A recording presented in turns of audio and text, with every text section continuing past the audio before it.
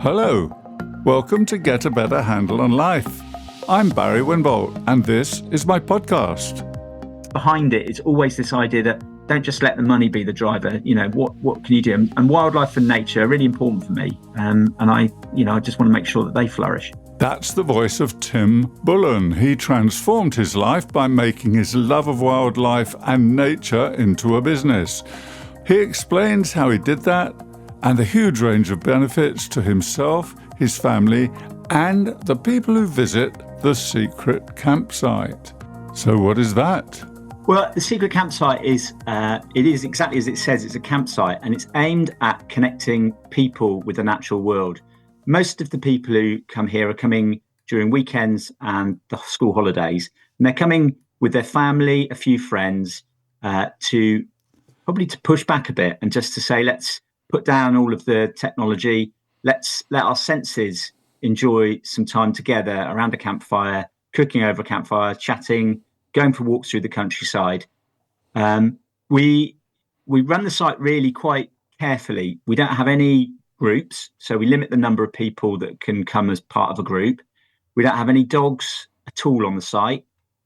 We don't let people play any music, whether that's acoustic music or radio music. And we don't have any cars in the camping areas. And the idea is everything is focused on creating a better space for wildlife and for that to flourish. So the pitches are big, they're spread out, and in between we let the wildlife grow. So we've got lots of shrubs and trees in between each of the pitches. Okay, so that's the environment, a place where nature can flourish. And part of that nature, of course, is the people. Do they flourish when they come? I think they must do, because so many people come back year after year. They know the pitches that they want to be on. Not everybody wants to go to the same pitch, but lots of people request it when they book. So they book quite early because they know that we'll probably get booked up in the summer weekends. So yeah, the people I think really do flourish. The opportunity for them to actually put down the day-to-day stuff is really, it doesn't happen very often in life. You know, you think you're going to have some time off at the weekend, but there's always a job to do. Whereas when you get to the campsite, you're really left to do your thing. Everything we do here is done on a kind of honesty system. So we sell firewood. We've got a little shop that we sell teas and coffees and Lick ice lollies, and just a place where people can buy simple things. It's not about, we're not about trying to sell lots of cheap tat rubbish for people. The firewood we sell, people write up on a board how many bags they've had. We run a tab and then they pay when they check out at the end of their trip. For me, if you can create an ethos where you trust people and you give them space, they can get to enjoy all of the natural world. There's so much to see. We've got a team of astronomers who come and spend time with us at the site, and they set up their telescopes or their sunscopes.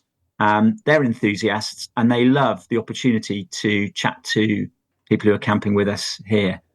So yeah, I think the people who come, I think they flourish. I'm sure. The astronomers, is that because there's less light pollution where you are? Yeah, we're really lucky here. When you look on a Google map, you can see that for the southeast of England, we're in a pretty good spot. We're between Lewes, Barkham, Chailey and Newark, and we're surrounded by ancient woodland, and the camping meadow is a space that we've managed in a way that we create lots of different habitat there. But the fact that we're quite remote relatively, I mean, the nearest Lewes is 5 miles to the south, Newark is about 2 or 3 miles to the north, but it really is dark skies relative for the south of England. So yeah, you get amazing views. What initially sparked this passion for nature? I mean, tell me about something about, you and how you came to be doing what you're doing. I think you said you founded the business 6 years ago? No, we started the business in 2012. That's when the campsite first opened. Prior to that, I grew up down in Wiltshire, did a study for a degree in agriculture at Aberystwyth University. Spent a year on a farm prior to going there. And I've always had a really big interest in farming. I used to keep chickens when I was younger, and sheep. farming and the wildlife that was in and around the area where I grew up. Did my degree, left university, and then found myself trying to decide what I was going to do next. Ended up working in advertising, of all things, and set up my own media business, which I ran for probably 15 years. But by this point, and that was all based in London, by this point we'd left London, moved down to Sussex, and we were living next door to what was an old garden centre. And when the two daughters of the founder of that decided they wanted to sell, they asked me, and I thought, I regret everything if I don't try this. There's this great opportunity next door to us. So that was the real driver for me, was, we had this space where we could actually, we could start to explore and see how we could develop our passion for wildlife. So you went from somebody running their own business to somebody literally stepping into a plot of land that had been neglected for some time. What next? Where do you start? Well, it hadn't really been neglected. It's just that it was just a bit run down. It wasn't in terrible state, but the field where most of the camping takes place, that was just looking. It was not really very well manicured, and that was the real key to it.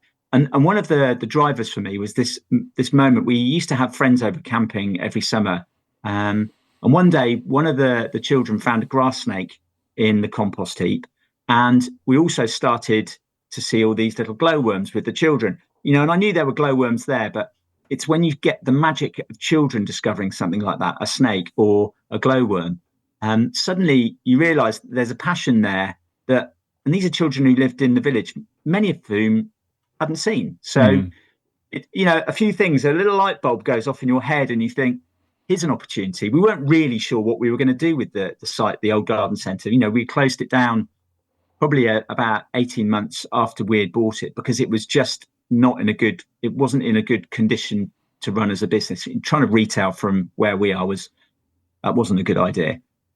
So for me, it was that light bulb moment when these children were suddenly realising what was there, and you start talking about it almost blasé because it's there, but they don't. So yeah, that was a great opportunity to see what can we do with this, and we could do something quite fun. You're listening to Spotlight on Business. I'm in conversation with Tim Bullen, co-founder of The Secret Campsite near Lewes. So you make it sound, I speak to lots of entrepreneurs, obviously, and they're doing exactly what you do. They do exactly what you do, which is from their position of expertise and experience, they explain it very eloquently, but just like, well, this is something you do, isn't it? But it must have been a huge challenge. If I was listening to you not having had a little discussion beforehand, I'd think, well, where did the money come from? How did they? One day they had income, next day they must have done something where it was a complete new start. Was that the way it went? Well, I had a pool of money. I'd sold the business, so I had some money available. But obviously, there's there's other things that you need to do with that money. You've got housing, mortgages, and things to do. But what we decided to do was to invest that money into the site. And so we had this site which we owned, but there wasn't a lot of cash flow still there. So I basically apportioned a chunk of that and just said, okay, this is it. This is the last bit we've got, and we need to make this work. So it was a bit of it was quite. I put it down as a fast ride, because we had to develop the shower block. We had to renovate one of the old buildings and make that into a shower block. And we had to put up some of the other facilities that you need. So the first few years were tough. You eat a bit less. For me, it was a tough start to get going, and we had to try and work out how we marketed the proposition. But it was fun, and you've got your family. I was spending much more time with my family, which was a great thing. Something I really enjoyed. And I guess your children were quite involved as the thing grew. They were quite young when you started. They were quite young. I think the oldest one was probably 12 and was just about to start at secondary school, and the youngest probably 7. But they've always been involved. They set up something called the Secret Teapot, which was a little takeaway cafe that they sold teas and coffees and hot chocolates. But I lent them some money to buy a machine. But I said to them that you you can run this and you see what money you can make. And it was a great experience for them to be involved in. Really, I guess it's the idea that they're setting up their own little business. Well, and a tremendous kind of education, really, because you don't get that anywhere else. And to be given that responsibility, and it is just that, it's entrepreneurship from a very young age, isn't it?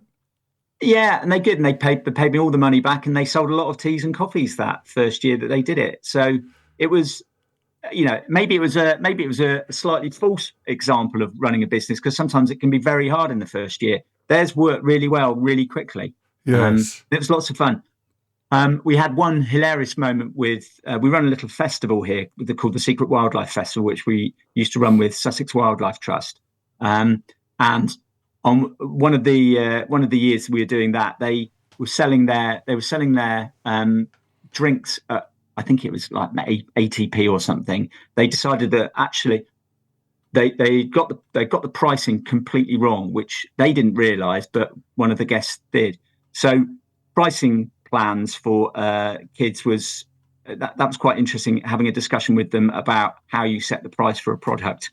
The youngest one said to me, she said, "Dad, we've lowered the price. We've sold loads more. It's brilliant." And I said, "Now you're making a loss." yes. Yeah. So it was fun. It was great. And that's how you learn. You make mistakes, and lots of fun. Yeah. But also, from a developmental perspective, they have something they are responsible for, which is, I know you're behind them in that, but I have a friend who was a farmer's son, and at the age of 14 or something, he decided he wanted to keep rare breed sheep. So his dad bought him a small flock, 6 sheep or something like that. But from there on, he was on his own, and he built quite a business out of it until he was about 18. And then he moved on and went into something totally unrelated. But, it's interesting how kids pick up stuff if they're given the opportunity to do it out in the real world, so to speak, but in a protected way. Well, I think it's that idea that life is it's a series of chapters. It's not one journey that has no deviation. So doing some things like that is great. I think some of the they didn't all love the idea of running a little business, but some of them really loved it. So I think it's great if you can give. It's about opening doors for children. That's my thing, and that's where the campsite is so great. And one of the joys of the little festival we run is suddenly children are starting to see things that they would never otherwise see. Yes. And they do that with someone who's expert alongside them. What time of year do you run the festival? The festival's at the end of June, so the 28th to the 30th of June. The tickets sell out as soon as they go on sale. It's become quite popular. We had to stop it during COVID. The pandemic meant that we couldn't run it, but we've relaunched it this year. And this year we're also relaunching some other areas where we're trying to get business people connected with nature. When you run a campsite, one of the interesting things is that weekends and holiday nights, we're full up and we're really busy. But then midweek during the summer, during term time, we might be completely empty here. So we've been sort of venturing into ways that we can also start to get a different audience of people connected. And I think it's a really important audience to understand about nature and wildlife. Yes. Well, I was very impressed by that when you told me when we had our preliminary sort of chat. And I'd like to come back to that later, because that was part of my world, which was corporate training and bringing people out of the office environment and creating all sorts of opportunities. Not a lot different, actually, from what we would all be doing in our spare time, given the opportunity. But I'll come back to that in a minute. One of the things that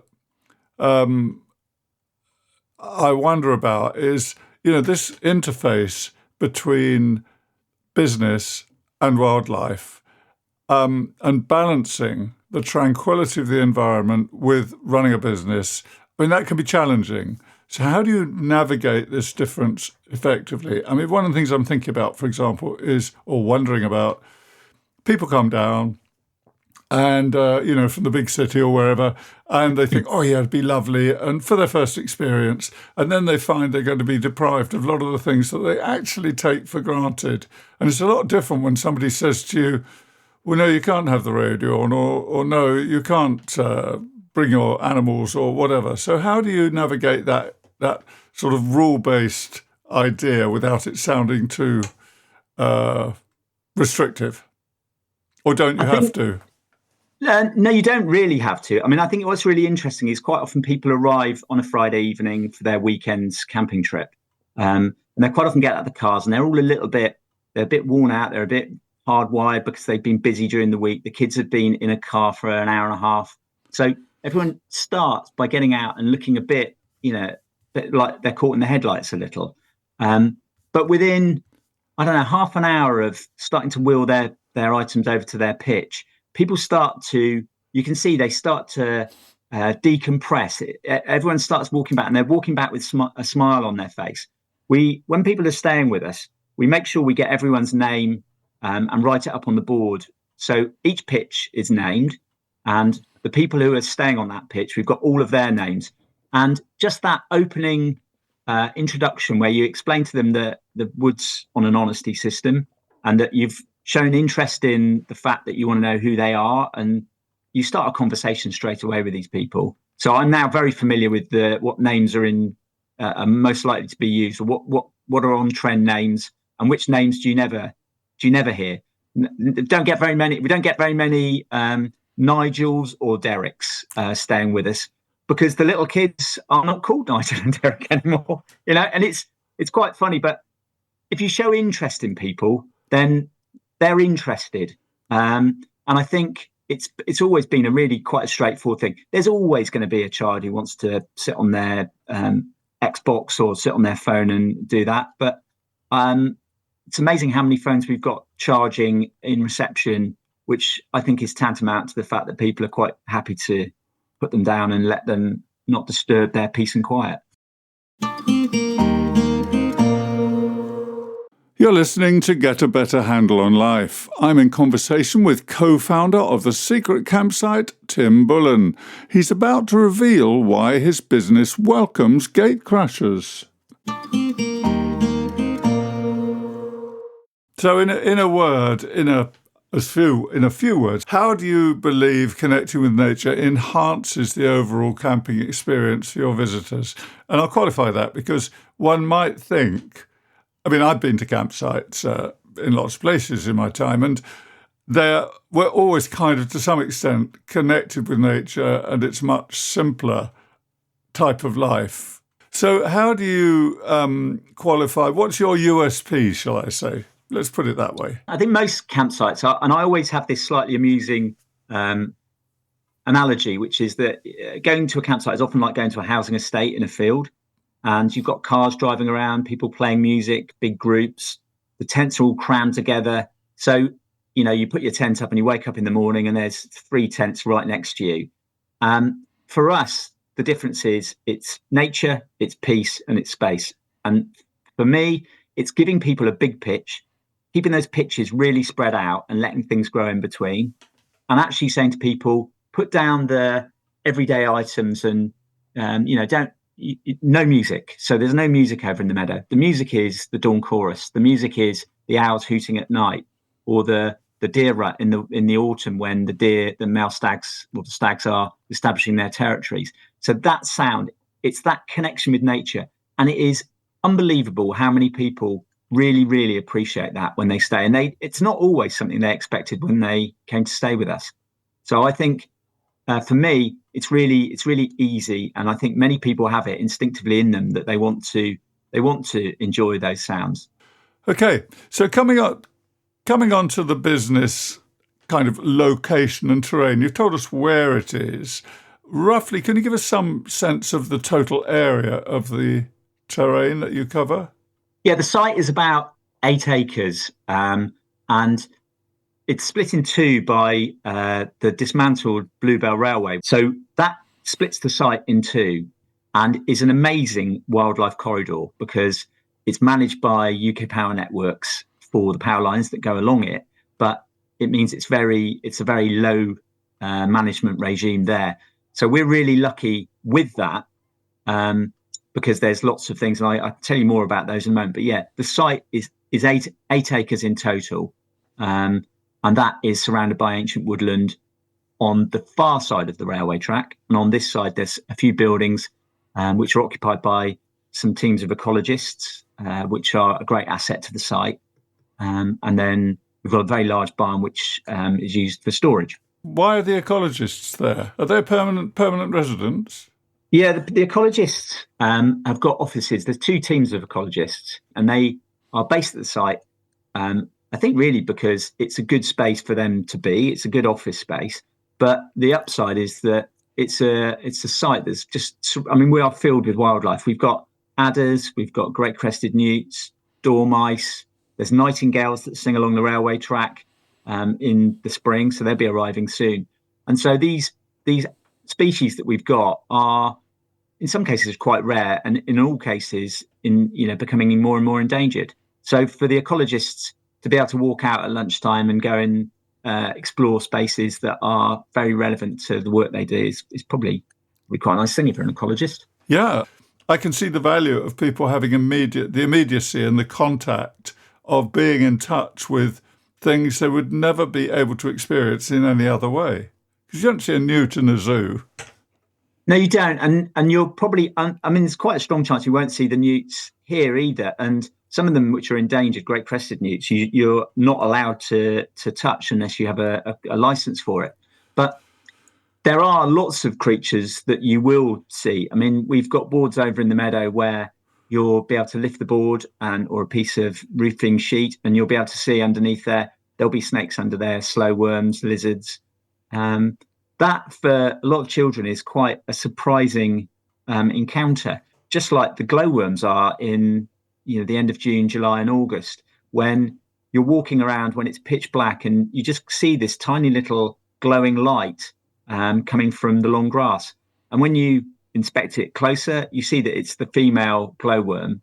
And the reason she glows is so that she can attract males who are flying around. They're winged, she's not.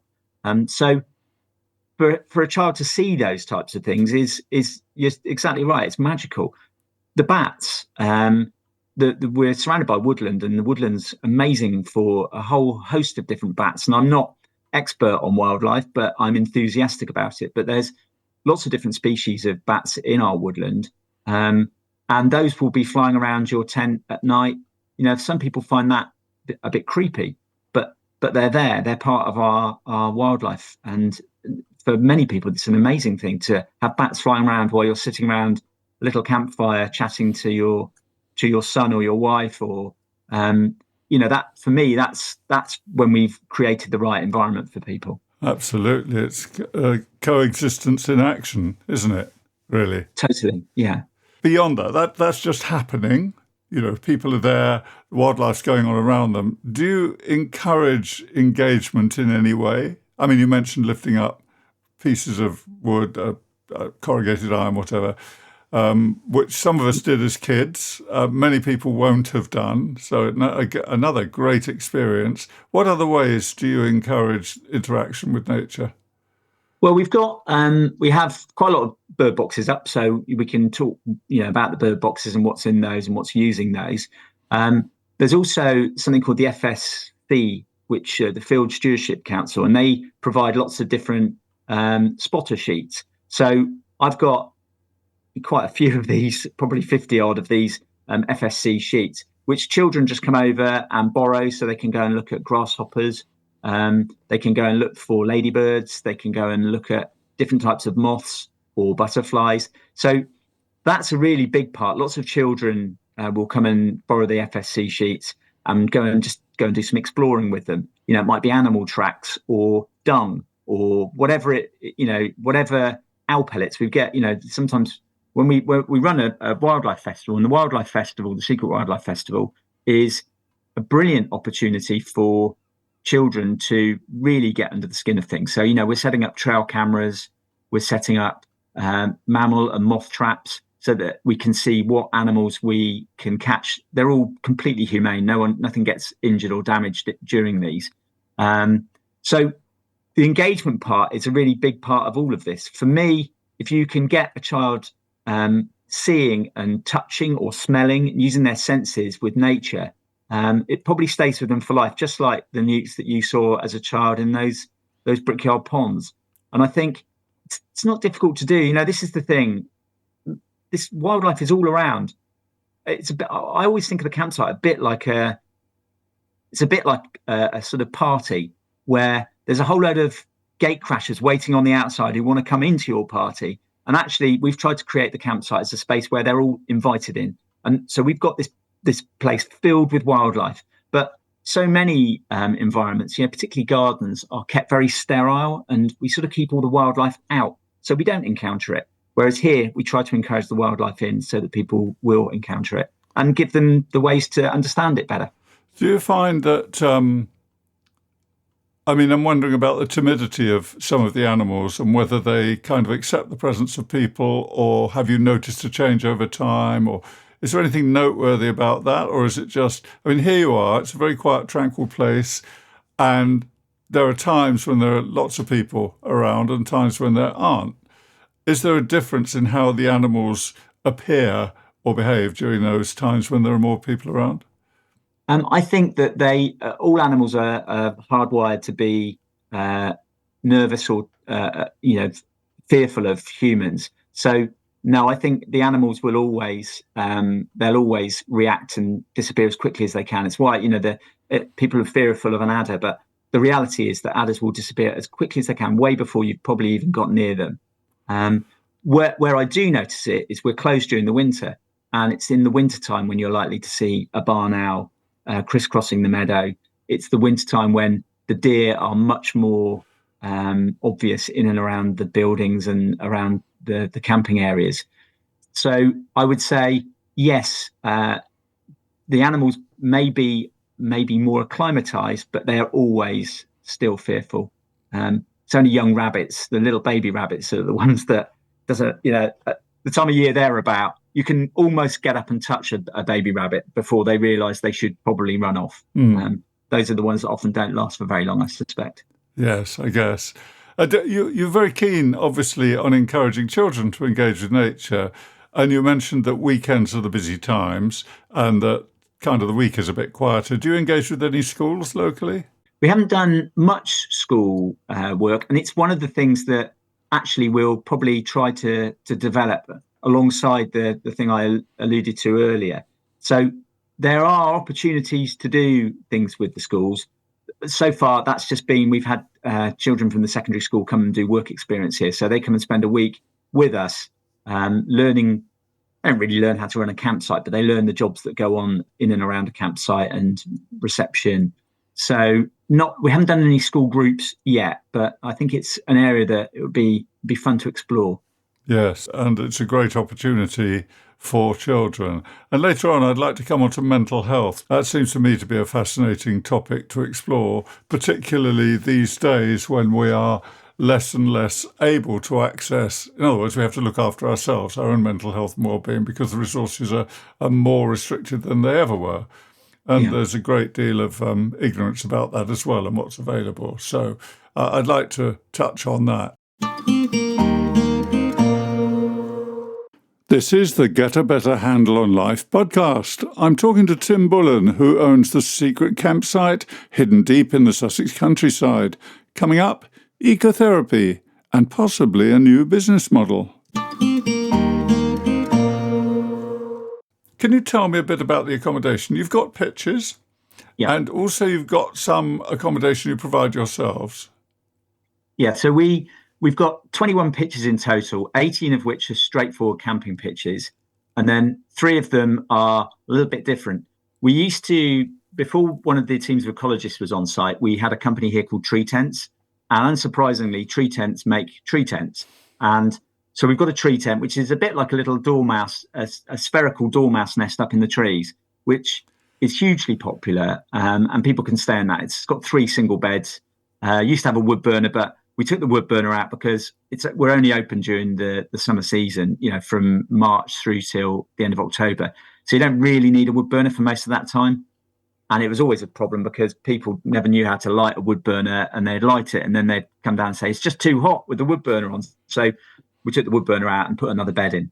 So we've got the tree tent. We've also got 2 other structures. One's the grid shell, which is just a really beautiful, spacious canvas structure made from steam bent ash. And it's very strong because it's a sort of lattice of ash strips. And then the final structure we've got is called the ochra, which is a kind of pentagon shape, which is very well designed because it means that, most sheds end up being a bit restricted, whereas at the height that you want it to be a bit more spacious. Whereas this being a pentagon is brilliant, and got a couple of double beds in there, and people bring all of their own bedding. They're shelters. It's not like a glamping proposition in the same way. People bring their all of the things they're going to need. We don't provide bedding. We literally say to them, if you want a pillow, bring a pillow. Okay.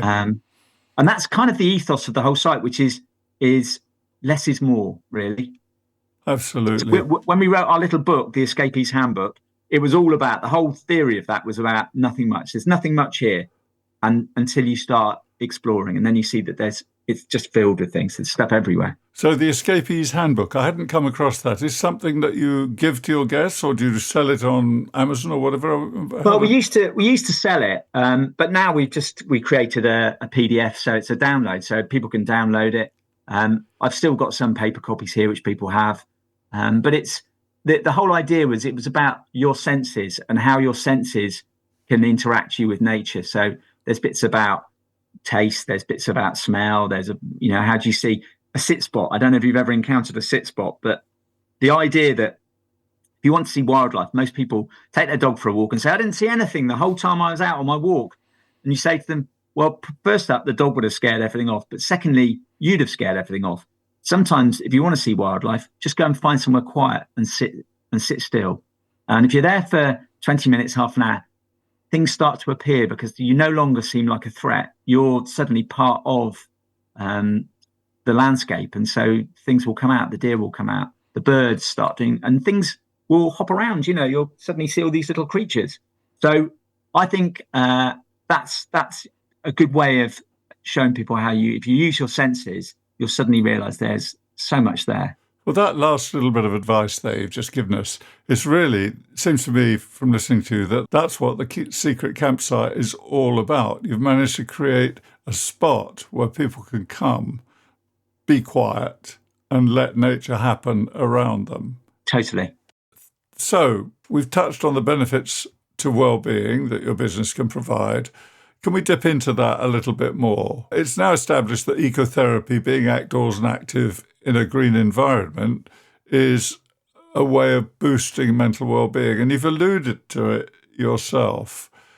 I mean, obviously you benefit from that and your family benefits from that. Do you have any plans to sort of open that up to the community in any way, or is that just incidental to what you do? No, we've got, we know there's a big issue going on in the world with the environment. And one of the things we've been looking to do is to get businesses into a nature situation. And I can see that there's a really great opportunity for businesses. If you imagine a lot of businesses now, there's a lot of remote workers who never see each other. They talk over the phone, or they might email each other or message, but they don't spend any quality time together. So we've developed a proposition called 24 Hours in Nature, but it doesn't have to be 24 hours. It can be all sorts of different things. It's about getting people who would otherwise be talking to each other in a commercial environment, getting them away from that and putting them into a space where they can connect with each other.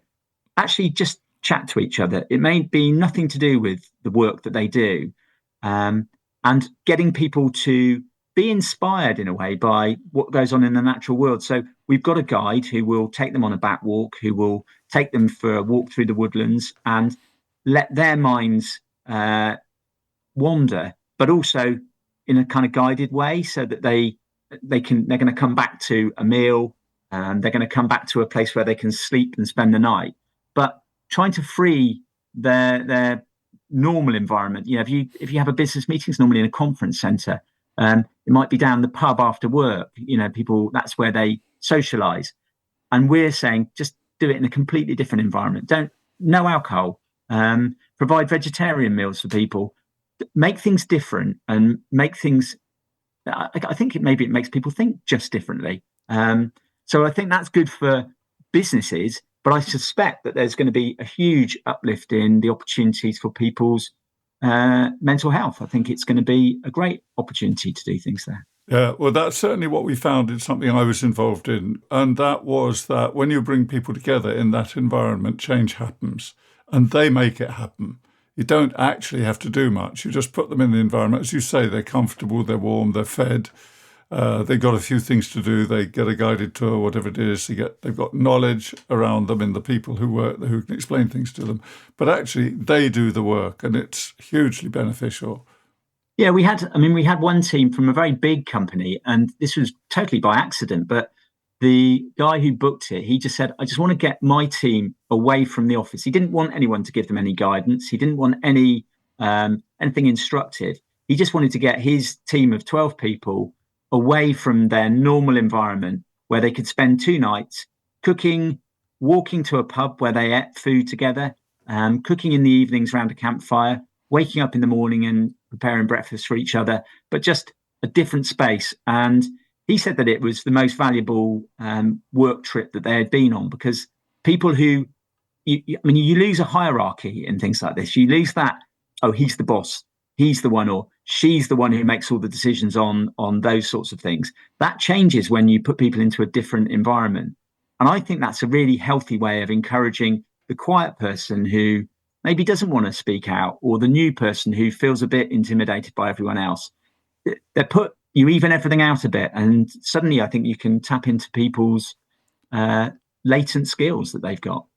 So you've got it sounds like a really well-developed business. It's got form, it's got structure, it's got customers, you've got an ethos, everything is there. In traditional terms, businesses are meant to grow and expand, but you seem to be following a different path. I used to run a media business in London, and it was great, but the measure of success there was how much money did we make.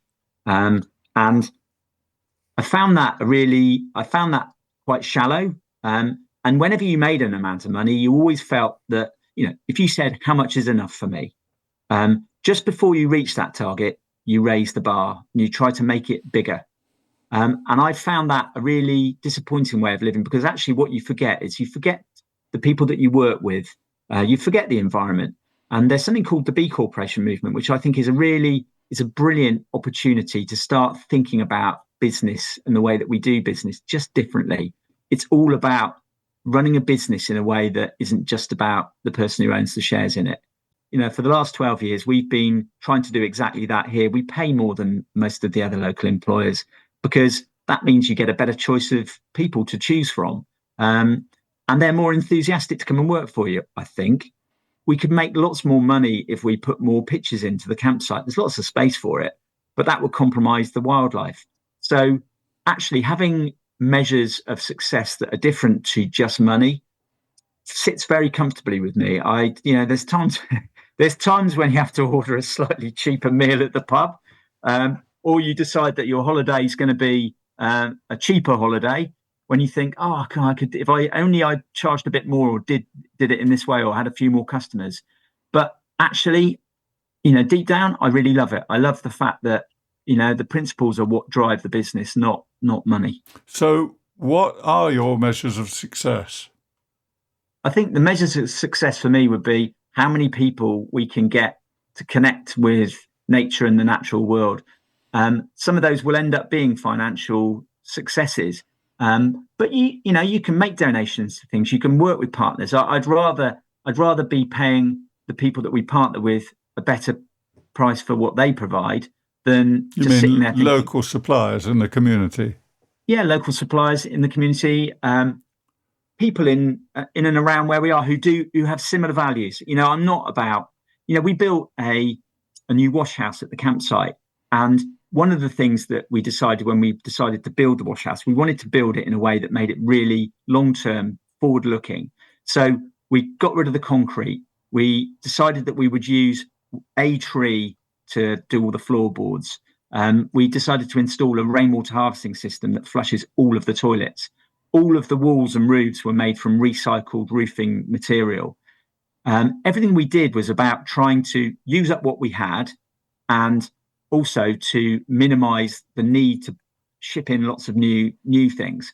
Rather than the concrete foundations, we used telegraph poles, but we had to go through quite a long-winded process to proved that these telegraph poles wouldn't off gas if they were treated with a certain type of paint. It costs lots more to do all of those things. But do you know, I look at that and I think we've built something that I feel really proud of. And when campers come and stay with us, they look at the wash house, they said, this is extraordinary. You know, we could have put 6 or 8 toilets in, we put 4 in. We tried to make it all spacious.